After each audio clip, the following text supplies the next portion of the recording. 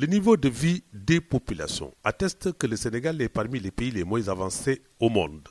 Certes, la politique macro de développement a tracé des voies, mais l'urgence des besoins alimentaires, sanitaires et scolaires fait appel à la gestion communautaire ou participative pour accélérer le développement endogène, d'où la pertinence entre autres des écovillages.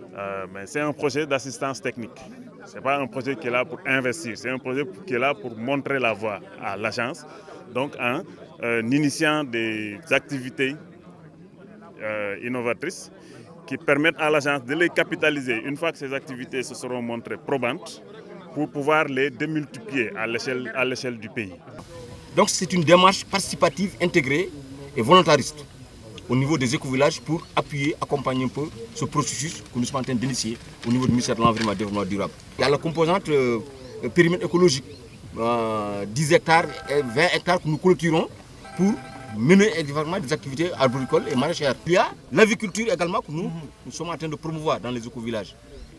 Vous avez vu le biogaz, mais également vous avez vu l'appui au secteur privé. Cette idée novatrice des autorités pour lutter efficacement contre la pauvreté galopante et ses corollaires a bénéficié du soutien des partenaires parmi lesquels le Japon à travers sa coopération internationale. Toutes ces activités entrent dans le cadre un peu de l'approche de la JICA, une approche qui est axée sur le développement rural durable, qui utilise en fait la gestion rationnelle des ressources énergétiques pour l'énergie durable, qui fait un focus aussi sur la sécurité alimentaire, la gestion rationnelle des ressources naturelles et enfin l'amélioration des conditions de vie. Donc tout cela, ce sont des axes d'intervention de la JICA qui contribuent un peu à l'atteinte d'un développement rural durable.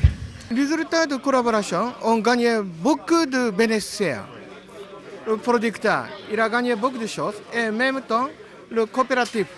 Donc vraiment, je suis très content et je voudrais expandre les activités à l'autre région. Et sur un objectif de 14 000 villages, 3 régions tests ont été choisies, dont Fatick et Thiès. Et cela nous a permis vraiment d'augmenter un peu le taux de réussite des élèves. Parce que vous allez à Kak, dans le Ferlo, vous allez à Dar Salam ou à Tiaski, partout. Ces populations avaient des difficultés, surtout les jeunes scolaires, avaient des difficultés pour réussir leur formation. Nous avons installé un crédit revolving pour donner un lot d'équipements à ces différents groupements qui les gèrent sous forme de crédit revolving pour que les premiers bénéficiaires puissent rembourser et permettre d'équiper d'autres bénéficiaires au sein de ces groupements-là. Le crédit a commencé, les remboursements sont en train de se faire et nous pensons que très rapidement, d'ici la fin de l'année, d'autres équipements pourront être installés à partir de ce fonds-là.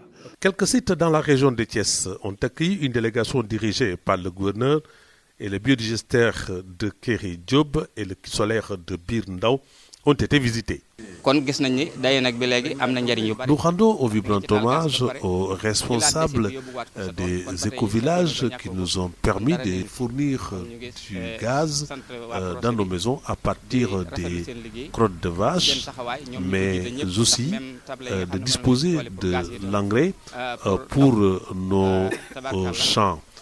Et nous le demandons tout simplement, n'est-ce pas, de renforcer, n'est-ce pas, les panneaux solaires qui nous permettent d'avoir de l'eau sans difficulté. En tout cas, nous sommes très très satisfaits. Au cours de la visite marathon, les bénéficiaires des écovillages ont témoigné la pertinence des projets qui ont allégé les travaux ménagers, amoindrir certaines charges et booster la production agricole. Cela nous a amélioré non seulement nos surfaces, mais nous avons permis encore d'augmenter encore les parcelles. Le projet Écovillage est un modèle de développement à multiplier selon le conseil de surveillance qui apprécie à sa juste valeur les résultats qu'il faut vulgariser. Le gouverneur de Thiès lui emboîte le pas. Si vous prenez l'exemple du biodigesteur, si nous prenons l'exemple de cette pompe solaire, puis toutes les autres réalisations qui peuvent découler de ces investissements ou de ces actions structurantes, vous comprendrez que, au moins, ne serait-ce que de ce domaine-là, le chef de l'État a bien vu le chemin qui permet de relever les défis. Pour cela, il va falloir certainement que l'Agence nationale des écovillages, avec le partenariat, la coopération japonaise, ainsi que l'État du Sénégal et l'ensemble des collectivités locales puissent œuvrer dans le sens du renforcement des moyens de l'agence, mais également de la démultiplication des zones d'intervention de l'agence. Une fois encore, les autorités sénégalaises ont magnifié la coopération bilatérale entre le Sénégal et le Japon.